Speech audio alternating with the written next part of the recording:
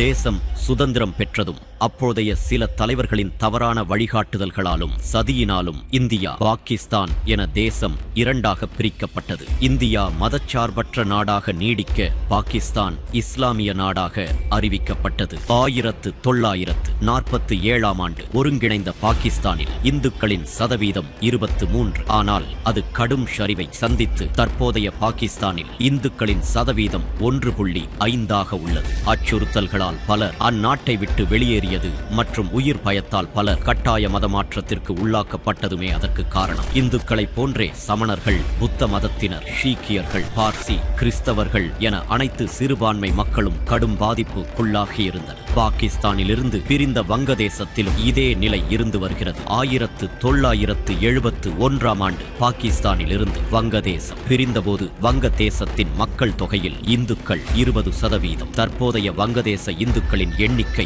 8.9 என்ற அளவுக்கு குறைந்துள்ளது. பலர் அங்கிருந்து அகதிகளாக வெளியேறி வருகின்றனர். இந்நிலையில்தான் பாரத பிரதமர் திரு மோடி அவர்கள் ஆட்சிக்கு வந்ததும் அண்டை நாடுகளான பாகிஸ்தான், வங்கதேசம், ஆப்கானிஸ்தான் ஆகிய நாடுகளிலிருந்து மதத்தின் பெயரால் துன்புறுத்தப்பட்டு அகதிகளாய் வெளியேறி இந்தியாவில் வசிக்கும் இந்துக்கள், சீக்கியர்கள், கிறிஸ்தவர்கள், பார்சி, சமண, புத்த மதத்தினர் அனைவருக்கும் குடியுரிமை வழங்கும் குடியுரிமை திருத்தச் சட்டத்தை அறிமுகப்படுத்தினார். குடியுரிமை சட்டத்தால் இந்திய இஸ்லாமியர்களுக்கு எந்தவித பிரச்சனையும் இல்லை.